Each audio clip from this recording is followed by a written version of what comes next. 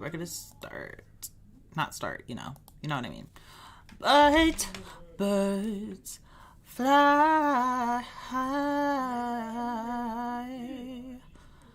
But birds fly high. You.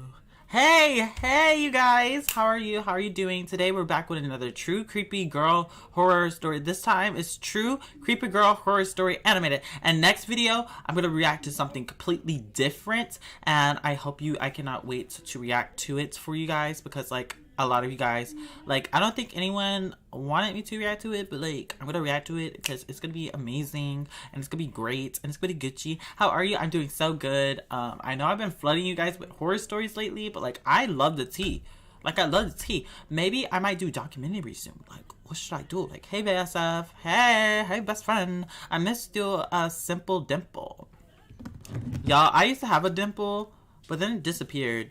Because I guess my face slimmed down and it just was like, no. You're funny. I love you. Hey, bestie. Hey, guys. Okay, well, let's go ahead and start this video. And yeah, let's just begin. My name is Mary Lou. Narrated by you. This happened to my father one stormy night in Glenwood, Colorado. Ooh, Colorado. It was the 1980s. My father was an electrical engineer who was just returning from a job site. Can we talk about how good this art is? Can we talk about how good the art is? Plus, like, Colorado, I heard, like, a lot of dangerous stuff happens in Colorado. Like, not dangerous as in, like, get the ghetto, but, like, dangerous as in, like, serial killers be coming around. And, like, they be chop. Say Colorado. Right, like, father was an electrical engineer who was just returning from a job site. He worked long hours. And it wasn't uncommon for him to be heading home around midnight to the small cabin he shared with a friend tucked back in the canyon wall. Yeah. As soon as he said cabins, got scared. Because a lot of... He looks like Sean from IoT. Yeah, he does. But yeah, like, okay, anyways, on like cabins and stuff, like, I get scared of, like, cabins, like, irrational fears of cabins, because all the time there's, like, movies, and, like, horror movies, like Jason, like, Clearwater, you know, like, basically, like, killing people in cabins, like, you know, I used to be scared of cabins, like... But I also love cabins. Rain. They're cute. Lightning flashed only to illuminate the murky puddled patches of washed out terrain. Any hot guys in here? As my father rounded the corner upon the dirt road, he passed a large willow tree. Oh. As his headlights crossed its base, he noticed someone was crouched underneath it. It was a woman who seemed to be in her late 20s. No. With long tangled blonde hair. I would not. She had on fairly casual clothing and carried a somewhat large bundle under her arms wrapped in cloth. I would not. My father, being the gentleman that he was, decided to pull over and offered her to take shelter from the storm in his cabin. That's just so up sweet. The road. That is so sweet. She smiled and thanked him. As she got into his vehicle, she explained that she had been on a hike through the canyon that day when the storm hit, and she had been caught off guard by the rain. Dad smiled. Okay, first of all, girl, why are you out there? Like, she could be homeless, but the thing is, here's the thing. I wouldn't, like, if I was in both of their spots, I wouldn't trust neither other. Because if I was the guy and I saw just a random girl under a tree, I would not stop for the car. Because, like, you know, that's also a sex trafficking, like, you know, concept. And, you know, but, like, also, like, if I was the girl, I wouldn't jump in some random guy's car. Like, that's scary. She bold. She a little bold. When the storm hit, and she had been caught off guard by the rain, Dad smiled and pointed out that she wasn't exactly wearing the best clothing or shoes to go on a hike. Oh my gosh. She laughed and said that she had left her place on a whim unprepared. He asked if she needed him to dry anything at his place, pointing to the bundle she held tightly under her arm. Her voice suddenly got very stern and stated no. When my father asked her where she lived around the area, you're so smart, bestie. Right. I'm strange. too smart for this. She started telling my dad that she had no friends or family in the area. What? And was quite vague when asked about details of where she lived. Oh no, All that's when she's out of my house. Was out that of the it was car. too far to drive to tonight in this kind of weather. At this point, my dad said he felt that she was a bit off. Yeah. But chalked it up to her exhaustion from hiking Drop her and off. standing out in the storm for several hours. Okay. As they entered the cabin, my dad remembered that his roommate had left that morning to take a trip out of town and wouldn't be back for several days. My dad would have offered her his friend's room, but wouldn't feel comfortable doing that without her permission. Okay. Remember, this was the 1980s. Pocket cell phones weren't on everyone yet. My dad told her that she was welcome to sleep on the couch. 1980s? No iPhones? No pocket phones? Just phones on the walls? Oh, wow. Oh, wow. No wonder why killers thrived in that time, because there's no phones. Phones weren't on everyone yet. Oh, God. My dad told her that she was welcome to sleep on the couch and dry off as he handed her several towels. Oh, my God. She took them from him with her right hand, but still never let go of the bundle she hugged under her left arm. No, not the ad. Oh my gosh, iCarly! Okay, iCarly, Miss Girl. Okay, I don't mind her being on my screen, but like, first of all, can someone oh my gosh, I can't say it. Oh my gosh! Can someone just give me like an ad blockers app, because like, bro, recommendation. Oh my gosh. For a second, I couldn't say it. I was glitching. But still never let go of the bundle she hugged under her left arm. My dad at this point that must be a head or a baby, dead baby or something. So he introduced himself. Nice to meet you. My name is Mary Lou. She replied. My father started to feel a bit more at ease and turned on the television for her and handed over the remote. Okay, she scanned through the channels, finally deciding on a gangster flick. There was a scene that involved a bunch of mobsters getting shot to pieces. Oh my gosh. I found this to be quite amusing. What? And started to laugh in a crackling, high-pitched tone. That's when she's leaving.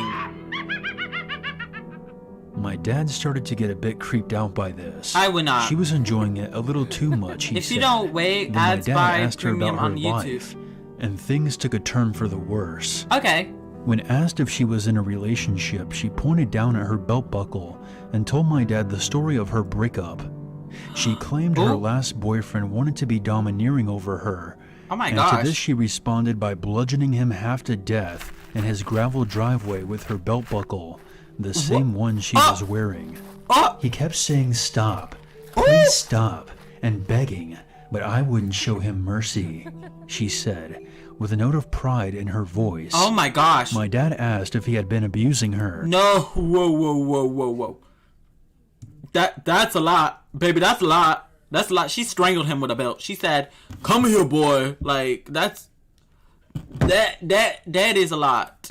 Or if she was reacting defensively, and she merely scoffed and said, no, otherwise he would be dead. My father's unease grew. She really said no, he would be dead if he abused me, as she should. She told him about her mother dying on the operating table, and how the surgeon who had been working on her walked out covered in blood and said that she would be fine. How is she supposed to be okay with all of her guts in the trash can? She spewed.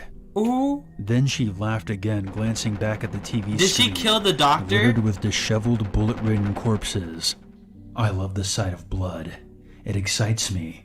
Turns me on, you know. Turns me on? Draining them to death. Oh! At this okay, Miss point, Girl. my dad was officially done. You know what?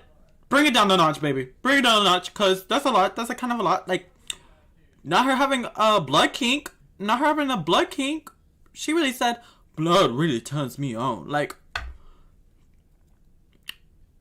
okay, Miss Girl. Draining them to death. At this point, my dad was officially done.